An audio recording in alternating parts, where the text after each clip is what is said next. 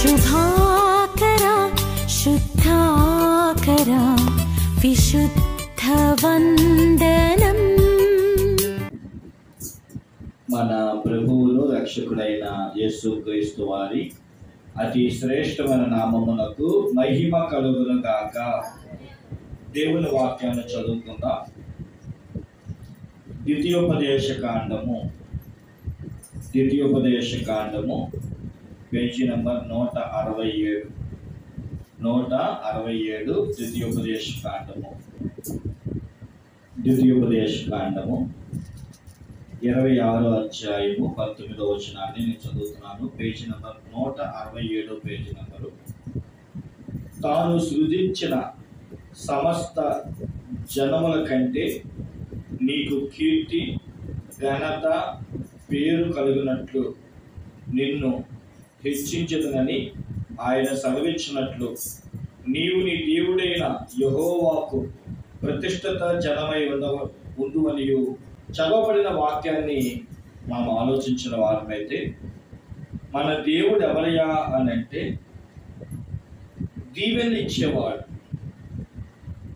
రోగాలతోనూ వ్యాధులతోనూ ఇబ్బందులతోనూ ఏ ఆశీర్వాదం లేకుండా ఉన్న మనల్ని చూసంట ఆయన దీవెనలు ఇస్తానంటున్నాడు.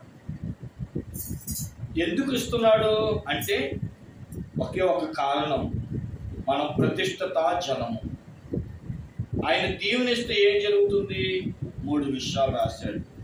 1 కీర్తి, 2 ఘనత, 3 పేరు. ఒకసారి మనం ఆగి ఆలోచించండి. మన దేవుడు ఎవరు? దీవెనలు ఇచ్చేవాడు. తల్లిదండ్రులకు దీవెన కావాలని ఎప్పుడు కోరుకుంటాం. బైబిల్లో ఏం చెప్పబడిందంటే యేసుక్రీస్తు ప్రభు వారు పెద్దవారు అవుతున్నప్పుడంట దేవుని దయందును చెప్పండి మనుష్యుల దయందును కూడా ఎదిగాడట. అంటే ప్రతి మానవుడికి ఏం కావాలంటే దేవుడి దయ కావాలి, రెండోది మనుషుల దయ కూడా కావాలి. తన జీవిత కాలంలో తండ్రుల దీవెన లేదా మనుషుల దీవెన అలాగే దేవుని దీవెన కూడా కావాలి. ఈరోజు దేవుడు అంటున్నాడు కదా, నేను నిన్ను దీవిస్తాను, కానీ నువ్వు ఒక్క పని చేయి చాలు. ఏంటా పని? నా కోసం ప్రతిష్ఠిత జనముగా మారాలి. ప్రతిష్ఠిత జనముగా మారడం అంటే ఏంటి? నువ్వు ప్రతిష్ఠించుకోవాలి. ఎలాగా అంటే ఇంతవరకు నేను నా తల్లి గర్భంలో పుట్టినప్పుడు ఎలా పుట్టానో, ఎలా పెరిగానో, ఎలా జీవించానో, ప్రస్తుతం నా జీవితం ఏదైనా కానివ్వండి, కానీ యేసుక్రీస్తు నమ్ముకున్నాను, ఆయన దైవజనుల చేత నీటిలో బాప్తిసం పొందాను. ఇక ఎంతవరకు కూడా నేను ఎలా జీవించినా ఇక్కడి నుంచి అయినా ఎలా జీవించాలి? పరిశుద్ధంగా జీవించాలి.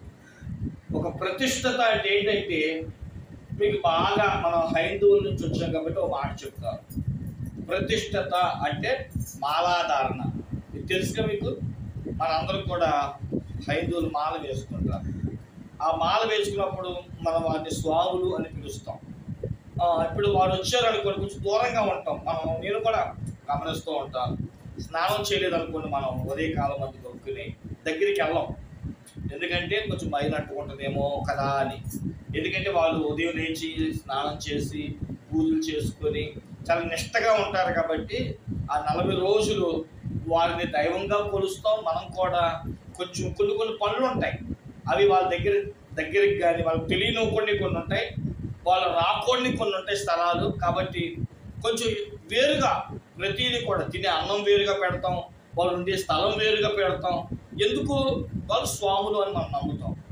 మనం కూడా అంట ఏదో 40 రోజులు భక్తి చేస్తాం, అది మోషే ఉపవాసాలు, లేదంటే లెంట్ డేసో, 40 రోజుల శ్రమకాలలో, లేదంటే ఇంకోటి అయ్యగారు ఏదో కార్యక్రమాలు పెట్టి 4 రోజులు కోటాలను 2 రోజులు కోటాలు పెట్టో, ఆ రోజే నేను పరిశుద్ధంగా ఉంటాను, ఆదివారాలే నేను పరిశుద్ధంగా ఉంటాను, అప్పుడే మందు తాగను, సిగరెట్ కాల్చను, కక్క ముక్కుకోను. ఏమండి, ఇలా కాదు క్రైస్తవుజీ ఉండాల్సిన పని. ఎప్పుడు కూడా దేవునికి ఎలా ఉండాలంటే క్రైస్తవ జీవితం అనేది ఒక మాలతో సమానం. అందుకనే ఒక మాల వేసుకున్న వ్యక్తి ఎలాగైతే ఆ 40 రోజులు ప్రతిష్టంగా ఉంటాడో, మనం 365 రోజులు ఉండాలంట. చెప్పండి, ఎన్ని రోజులు ఉండాలి? 365 రోజులు. అందుకని ఏం పెడతాయి తినం. ఇప్పుడు అనకూడదు, మనం స్వాములు మాల వేసుకున్నప్పుడు అయ్యా ఇంకొంచెం మాంసం ముక్క టేస్ట్ చూడండి అంటే అంటామా? అనం. అలాగే మనం కూడా దేవుణ్ణి ప్రతిష్ఠిత జనముగా ఎంచుకొని రక్షణ పొందిన తరువాత మనది 365 రోజులు మాలే. అది 1 సంవత్సరం కాదు, ప్రాణం పోయేంత వరకు కూడా మనం ఏమున్నట్టు? మాలలో ఉన్నట్టు. పైన వస్త్రాలు తెలియవు అంతేమో, పైన వస్త్రాలు తెలియవేమో, కానీ మనం కూడా ఎలా ఉండాలంటే ఒక నిష్ఠ. ఇది నేను చెప్పాలనుకున్నది ఏంటంటే, ఒక మాల వేసుకున్న వ్యక్తి ఎంత నిష్ఠగా ఉంటాడో, ప్రతి క్రైస్తవుడు కూడా తినే ఆహారంలో నిష్ఠ ఉండాలి, నడిచే నడకలో నిష్ఠ ఉండాలి, మాటలో నిష్ఠ ఉండాలి, అన్నిటిలో నిష్ఠ కలిగి జీవించాలి. అలా నీవు ఉంటే నేను 3 దీవెనలు ఇస్తా. ఏంటది? కీర్తిని ఇస్తా. ఈరోజు దాని గురించి మాట్లాడుకుందాం. మన దేవుడు ఎవరిస్తారు? ఏమిస్తాడంట? కీర్తి. కీర్తి అంటే ఏంటి? కీర్తి వేరు, ఘనత వేరు, పేరు వేరు. కీర్తించబడుతున్నాడు, కొనియాడబడుతున్నాడు, నలుగురిలో హెచ్చించబడుతున్నాడు. కీర్తి, ఘనత. అలాగే మనం చూసిన వారం అయితే పేరు. రేపు మంచి పేరు ఉందా అంటాం, ఊర్లో పెద్ద పేరు ఉందా అంటాం. పేరు వేరే, ఘనత వేరే. పేరు ఉందనుకోండి, గుర్తుపడతారు పలానా వాడని. ఘనపరచబడ్డాడు అనుకోండి, వేదిక ఎక్కుతాడు. అదవుతుందా? కొంతమందికి పేరు ఉంటుంది, ఘనత ఉండదు. కొంతమందికి ఘనత ఉంటుంది, కీర్తి ఉండదు. మీకు బాగా చెప్తాను. పేరు మనుషుల దగ్గర గుర్తింప చేస్తుంది, ఘనత మనుషులకు స్థానం ఇస్తుంది, కానీ కీర్తి నలుగురి దగ్గర ప్రశంసనిస్తుంది అన్నమాట. నలుగురి దగ్గర ప్రశంసనిస్తుంది. గుర్తించడమే కాదు, స్థానం ఇవ్వడమే కాదు, నిన్ను హెచ్చించి. ఉదాహరణ చెప్తాను. ఇప్పుడు నేను ప్రెసిడెంట్ అనుకోండి, మన ఊర్లో గ్రామ సభ ఏదో పెట్టారు అనుకోండి, నేను వెళ్ళాను, నాకు పేరు ఉంది కాబట్టి అందరూ నన్ను గుర్తించారు. తర్వాత నేను ప్రెసిడెంట్ కాబట్టి ఎక్కడ కూర్చోబెట్టారు? అందరు కూర్చున్న పెద్ద పెద్ద స్థానాల్లో లేదా పైన డయాస్ మీద కూర్చోబెట్టారు. కానీ నేను కీర్తించబడుతున్నానా అని అంటే, అదే ఒక కలెక్టర్ వచ్చాడు అనుకోండి, వెంటనే మనం ఏం చేస్తాం? లేచి ఒక బుక్కే ఇస్తాం. అందరికీ ఏమో బుక్కే, కూర్చున్న స్థానాలు వేరు. మళ్ళీ కూర్చున్న వరకు ఓకే, కూర్చున్న ఘనత అంతే. కానీ కీర్తి అనేది ఏంటంటే, ఆ వ్యక్తిని గుర్తించి ఆ వ్యక్తికి ఒక ప్రత్యేకమైన పని చేయడం. మన దేవుడు ఎవరో తెలుసా అంటే, ఈరోజు మనల్ని పేరు పెడతాను అంటున్నా, ఈరోజు మనల్ని ఘనపరుస్తాను అంటలా. మన దేవుడు ఏం చేస్తాడంటే, మనల్ని కీర్తింపజేస్తాను అంటున్నాడు. యెహెజ్కేలు గ్రంథంలో 16వ అధ్యాయం మనం చదివితే, మనమంట కీర్తించబడ్డానికి కూడా అర్హులు కాదంట. అలాంటి మనలను దేవుడు ఏం చేశాను అన్నాడు. యెహెజ్కేలు గ్రంథం 16వ అధ్యాయం 14వ వచనం చదివితే, దేవుని వాక్యం ఇలా తెలియజేస్తుంది.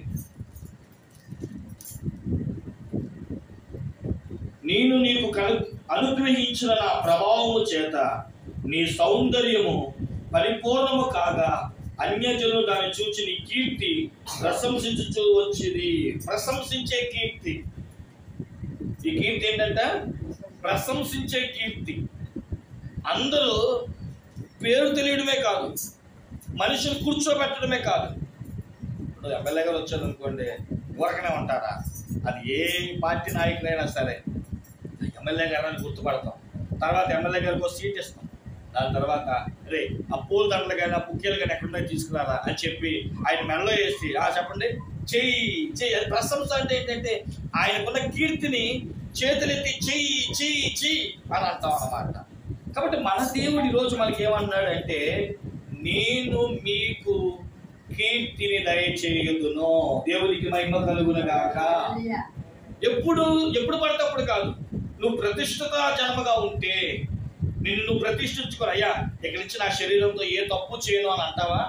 నా దేవుడు నీకు కీర్తిని కలగజేస్తాడు. ఒక వ్యక్తికి దేవుడు ఎప్పుడు కీర్తిని కలగజేస్తాడు అని మనం చూస్తే, ఒక 4 అనుభవాలు నేను ముందు పెట్టి రోజు నేను ముగించేస్తాను. చూడండి, యెహోషువ గ్రంథము మొట్టమొదటి మనం చూసిన వారైతే యెహోషువ గ్రంథము 6వ అధ్యాయము. యెహోషువ గ్రంథము 6వ అధ్యాయము.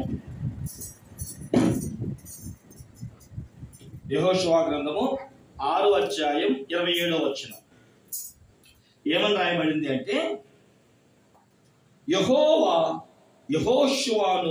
యెహోషువకు తోడై ఉండెను గనక అతని కీర్తి దేశమంతటా వ్యాపించెను. యెహోషువ అని ఆయన ఉన్నాడంట. మోషే తర్వాత నాయకుడిగా అతను లేవనెత్తాడు. అతడి చేత దేవుడు యెరికోని యుద్ధం చేసేటట్లుగా చేశాడు. యెరికో వారు ఆ చుట్టూ గోడ కట్టేసుకొని, లేదా గోడకి తలుపులు బిగించేసుకొని మీరు మా ఊర్లోకి రావడానికి వీలు లేదని చెప్పి, ఆ రోజులు రాజులు కదా, వారి చుట్టూ కంచుకోట అంటారా దాన్ని, కంచుకోటలాగా కోటలు ఉండేవి. ఆ ఊర్లోనికి రానివ్వకుండా ఇశ్రాయేల్ ప్రజలకు ఏం చేశారంటే తలుపులు మూసేసారు. మనందరికి తెలిసిన విషయాలే. దేవుడు అన్నాడు, యా అబ్బాయి ఆ కోట చుట్టూ రోజుకు ఒకసారి తిరిగి అన్నాడు. 6 రోజులు అలా చేయమన్నాడు. ఆలోచన చేయండి ప్రియులారా, రోజుకు ఒక్కసారి పొద్దున మొదలెడితే సాయంత్రం అయ్యేదంట ఆ కోట చుట్టూ తిరిగి రావడానికి. 7వ రోజు అన్నారు, ఈ 6 రోజులు మీరు మౌనంగా తిరిగారు, 7వ రోజు 7 సార్లు తిరగండి, 7వసారి గట్టిగా కేకలేండి అన్నారు. యెరికో గోడ ఎలాంటిదంటే ఒకేసారి 2 రథాలు, ఏంటంట మీ భాషలో చెప్తాను, 2 బస్సులు ఒకేసారి తప్పుకుంటాయి. అంతేగా దాన్ని ఏమంటారు, హైవేనా, హైవే మీద అయితే 2 వేనా, లేకపోతే 2 వే అనుకోండి, ఇటు ఒక బస్సు రావచ్చు, అటు ఒక బస్సు వెళ్ళచ్చు. అంటే ఒక గోడ మీద 2 బస్సులు వెళ్ళచ్చు. అంత ఎడల్పు అనమాట, అంత వెడల్పు గోడ. కాబట్టి 7వసారి దేవుడు కేకలు వేయమన్నప్పుడు దేవుడిని స్తుతిస్తూ కేకలు వేశారంట 7 సార్లు తిరిగి. విచిత్రమైన తెలుసా, దేవుడు యెరికో గోడలంట ఏదో భూకంపం వస్తే పడిపోతే చూడండి, అలాగా ఆ కంచుకోట పడిపోయిందంట. దేవునికి మహిమ కలుగును కాక. ఈ సంగతి అంట ఊరు జిల్లందరికీ అక్కడ ఏమన్నాడంటే దేశమంతా ఆయన కీర్తి వ్యాపించింది. ఎప్పుడు జరిగింది అనుభవం అంటే ఒక్క మాట అన్నాడు, దేవుడు అతనికి తోడై ఉన్నాడు. చెప్పండి ఎప్పుడంట దేవుడు దీవెనలు ఇస్తే మనకి కీర్తి ఎలా వస్తుంది అనుకుంటున్నారు? ఆయన నీతోనే ఉన్నాడని నలుగురికి తెలుస్తుంది. అరే వాళ్ళతో దేవుడు ఉన్నాడు రా, వాళ్ళతో మనం పెట్టుకోకూడదు. అందుకనే వాడి కీర్తి. ఈరోజు కొంతమంది అనుకుంటారు నా మట్టుకు నేనే పేరు తెచ్చుకోవాలనుకుంటారు. దేవుని సెలవు లేకుండా, దేవుని కృప లేకుండా, ఆయన తోడు లేకుండా మన గురించి కానీ, మన కార్యాల గురించి కానీ, మనం చేసే పనుల గురించి కానీ మన వీధి దాకా తెలియదు. కానీ మన దేవుడు ఈరోజు నిన్ను గుర్తించి నిన్ను ఉన్నతంగా లేవనెత్తి నీకంటూ ఒక ఉన్నతమైన స్థానం ఇవ్వాలి అంటే ఖచ్చితంగా దేవుని తోడు ఎవరితో ఉండాలండి? నీ భర్త తోడు నీకు ఉంటుంది, ఎందుకంటే కట్టుకున్నాడు కాబట్టి. నీ భార్య నీకు తోడు ఉంటుంది, ఎందుకంటే తాళి కట్టించుకుంది కాబట్టి. పిల్లలు తోడుగా ఉంటారు, కన్నావు కాబట్టి. బంధువులు తోడుగా ఉంటారు, రక్త సంబంధం కాబట్టి. కానీ దేవుడు తోడు ఎలా ఉంటుందంటే ప్రియులారా, నీలో పరిశుద్ధత. అదే కానీ ఒకటే చెప్పాడు, నువ్వు పరిశుద్ధ జనంగా ఉంటే చాలు, నీలో పాపం లేకుండా ఉంటే చాలు. మన దేవుడు అంటే మన పక్కనే అండి. సారా తాగిన భర్తకి కట్టుకున్నాడు కాబట్టి నీకు తప్పదేమో. ఊరందరికీ సారా తాగిన దగ్గర కూర్చుంటారా? అమ్మ కంప్లైంట్ అమ్మ, వాసన ఏంటమ్మా అంటారు. ఒక మనిషే నీ పక్కన నడవలేకపోతే మరి దేవుడు నీ పక్కన నిలవాలంటే నీకు ఉండాల్సిన అర్హత ఏంటో తెలుసా? పరిశుద్ధత, ప్రతిష్టత. పరిశుద్ధంగా మనం ఉండాలి, ప్రతిష్టమైన జీవితం కలిగి ఉండాలి. అందుకని దేవుడు అన్నాడు, ఏ వ్యక్తి జీవితంలో అయితే ప్రతిష్టత లేదా పరిశుద్ధత అనే అనుభవాలు ఉంటాయో ఆ వ్యక్తికి తోడుగా దేవుడు ఉంటాడు. ఆ వ్యక్తికి తోడై ఉన్న విధానాన్ని బట్టి లోకమంతా కూడా అరే వాడికి దేవుడు ఉన్నాడు రా. అందుకనే ఇంత పేరు, ఇంత ఘనత, ఇన్ని కార్యాలు, ఇంత సేవ, ఇంత అభివృద్ధి, ఇంత విస్తరణ, ఇంత ధనం, ఇంత మన జీవితంలో మన గురించి అంత కీర్తి రావాలి అంటే ఎవరి తోడు ఉండాలి చెప్పండి? దేవుని తోడు మనతో ఉండాలి. దీన్ని ఎక్కువగా నేను వివరించను. దేవుని తోడు ఉంటే మన కీర్తి వ్యాపిస్తుందట. ఇక రెండవది చూద్దాం ప్రియులారా, చూద్దాం. ఎస్తేరు గ్రంథం 9వ అధ్యాయము 4వ వచనం. ఎస్తేరు గ్రంథం 9వ అధ్యాయం 4వ వచనం. ఇక్కడేమో రాస్తున్నాడు అని అంటే, మొర్దెకై రాజు యొక్క నగరిలో గొప్పవాడాయను. ఈ మొర్దెకై అనువాడు అంతకంతకు గొప్పవాడొకటి చేత అతని కీర్తి సంస్థానములన్నిటి యందు వ్యాపించెను. సంస్థానములన్నిటిని వ్యాపించెను. మొర్దెకై ఒక ఆయన ఉన్నాడు. ఆయన యూదుడు. మన అన్నయ్య గారు చెప్పారు కదా వాక్యములో, యూదులకు ఉన్న అలవాటు ఏంటంటే మనుషులకు దండం పెట్టరు, దేవుడికి తప్ప ఎవ్వరికి తలకే వంచరు, దండం పెట్టరు, సాష్టాంగ నమస్కారం చేయడు. హామాను ఒక ఆయన మంత్రి గారు అయ్యాడంట. మంత్రి గారికి అందరూ ఒంగోలు దండాలు ఆడుతుంటే ఈయన మట్టిగా కాముగా ఉన్నాడంట. ఎవరైనా అని చెప్పి చూస్తే పలానా మొర్దెకై అండి అన్నారు. సరే, ఒక రోజు చూశాడు, 2 రోజులు చూశాడు. ఏంటి నాకు నమస్కారం చేయడా, నన్ను గౌరవించడా? అదేనండి వాళ్ళ అమ్మాయినంట రాజుగారు భార్య చేసుకున్నాడు. అయితే మట్టిగా నాకు నమస్కారం చేయాలి. ఆయన అన్నాడు, నేను నమస్కారం. అప్పుడు ఆయన కోపం వచ్చిందంట హామానికి. ఏమన్నాడు తెలుసా? అసలు ఇది ఏ జాతిరా, నువ్వు ఎవడవరా అని చెప్పి, నిన్ను కాదురా, ఇదంతా నీ జాతికి పట్టిన చీడ. ఏంటిది? మనుషులకి నమస్కారం చేయకపోవడం తప్పంట. నిన్నొక్కనే చంపితే ఏమొస్తుందిరా, నీ జాతిని లేపేస్తాను. కాబట్టి రాజుగారి దగ్గరికి వెళ్ళి, అయ్యా యూదులు మనకు ఉండడం అనవసరం అని చెప్పి ఒక తాకీదు రాయించాడు. ఏమన్నా తెలుసా? వచ్చే క్రిస్మస్ కల్లా వీళ్ళు చంపేయండి. ఏంటంటే ఇంకా క్రిస్మస్ ఎన్ని రోజులు ఉంది? 6 నెలలు ఉంది కదా.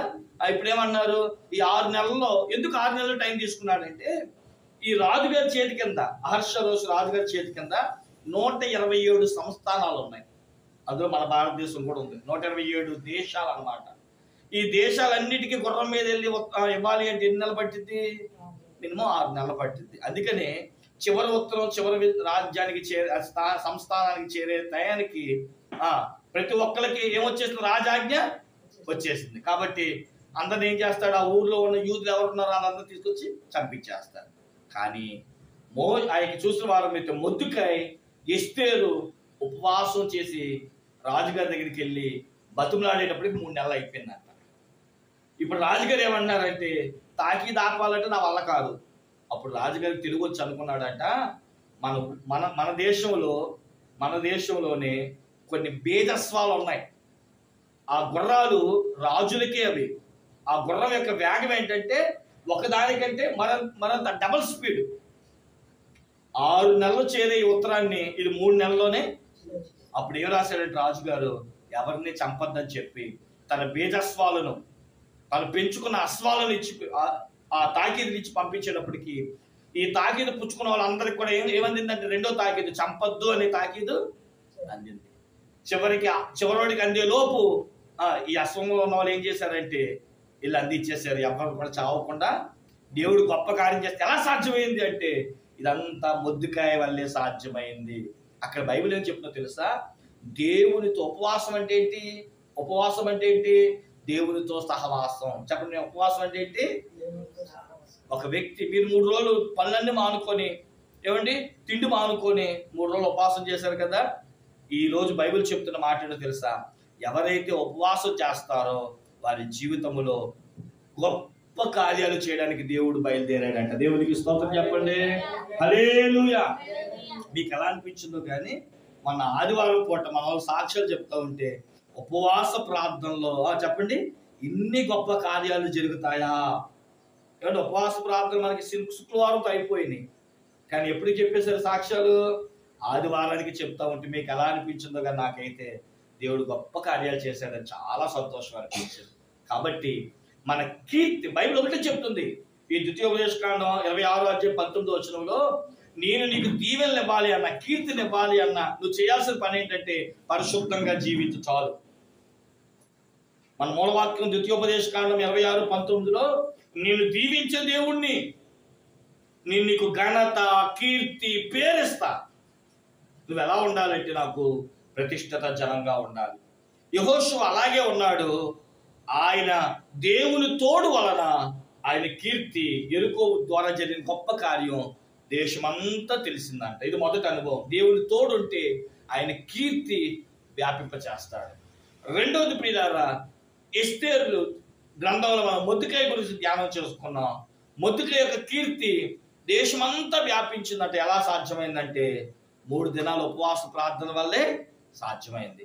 మూడోది మనం చూసిన వారమైతే ప్రియులారా, మొదటి రాజుల గ్రంథం 4:31. మొదటి రాజుల గ్రంథం 4:31. అతడు సమస్తమైన వారి కంటేను యజ్రాహీయుడైన ఏతాను కంటేను మాహోలు కుమారులైన హిర్మాను కల్కోలు అనువారి కంటేను జ్ఞానవంతుడై ఉండెను కనుక అతని కీర్తి చుట్టూనున్న జనులన్నిటిలో వ్యాపితమాయెను. ఇక్కడ సొలొమోను గురించి చెబుతూ కొంతమంది ఉన్నారంట, వాళ్ళ కీర్తి, వాళ్ళ యుద్ధ రంగంలోనూ అన్ని విషయాల్లో వాళ్ళ పేర్లు బాగున్నాయి. కానీ సొలొమోనుకి దేవుడు ఎప్పుడైతే జ్ఞానం ఇచ్చాడో ఇక్కడ ఉన్న వాళ్ళందరికంటే సొలొమోను ఏమయ్యాడంటే కీర్తి ప్రఖ్యాతులు చెందిన వాడై ఉన్నాడు. ఎప్పుడు దేవుని జ్ఞానం పొందినప్పుడు. చెప్పండి, ఎప్పుడు? దేవుని జ్ఞానము పొందినప్పుడు. ఎవరైతే దేవుని జ్ఞానం, ఈరోజు చాలా మంది అంటారు, అరే మనుషులతో ఎలా మెలుగుతావరా అని. ఒక క్రైస్తవుడికి మనుషుల జ్ఞానం లేకపోయినా పర్లేదు, ఎందుకంటే ఈ బైబిల్ గ్రంథం జ్ఞానాల పుస్తకం అన్నమాట.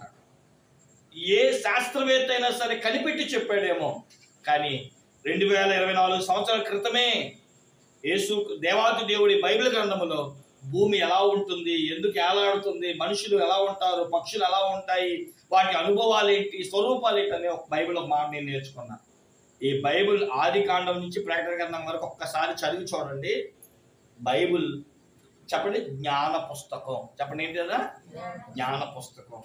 మీకు తెలుసో లేదో, నేను ఇంగ్లీష్ బైబిల్ చదివి ఇంగ్లీష్ నేర్చుకున్నా. ఏం చదివి? ఇంగ్లీష్ బైబిల్ చదివి ఇంగ్లీష్ నేర్చుకున్నా. రెండోది మీకు విచిత్రం అనిపించవచ్చు, నేను 8వ తరగతి అనుకుంటా, 8వ తరగతి తెలుగు టీచర్ నన్ను ఎప్పుడు కొట్టేది, ఎందుకంటే నాకు రావు, తెలుగు రాదు, తెలుగులో నా మార్కులు గుడ్డుస్తున్నా.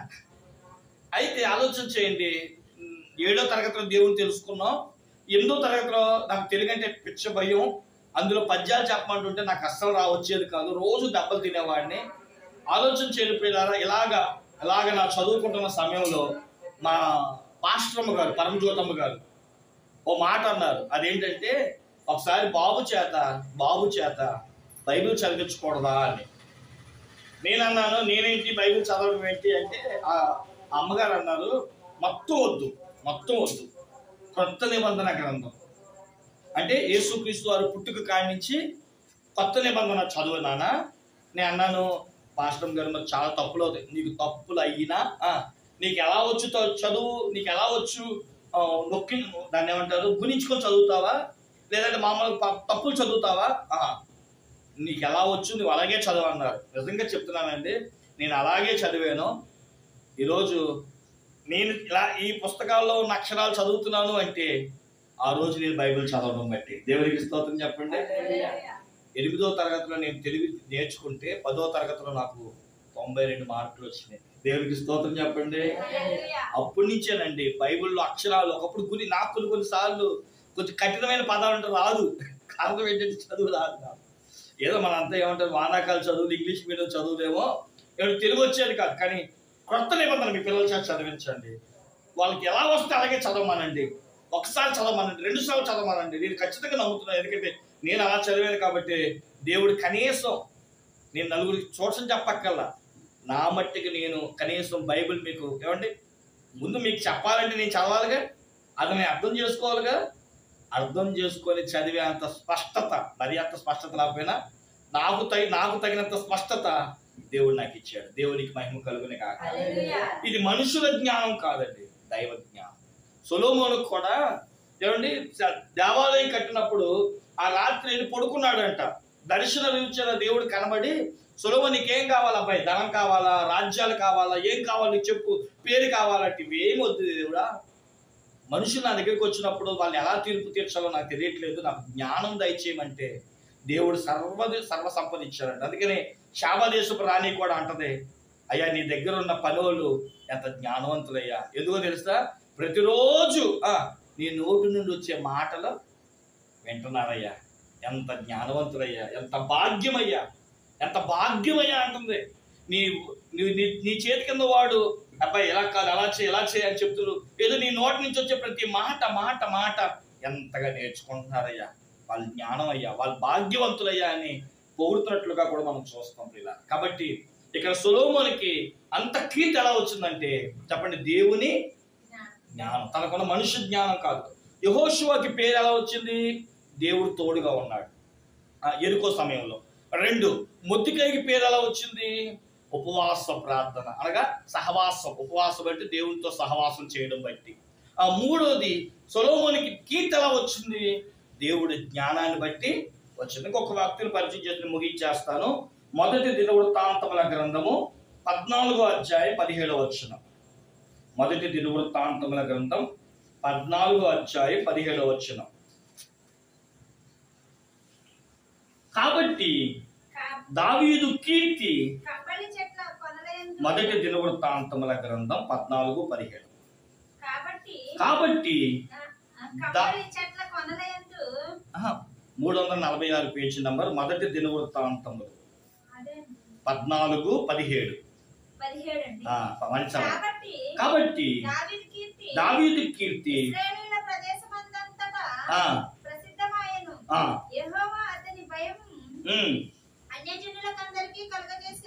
దావీదు దేవుడి కీర్తి ఎందుకు చేసాడంటే దేవునికి భయపడ్డాడు.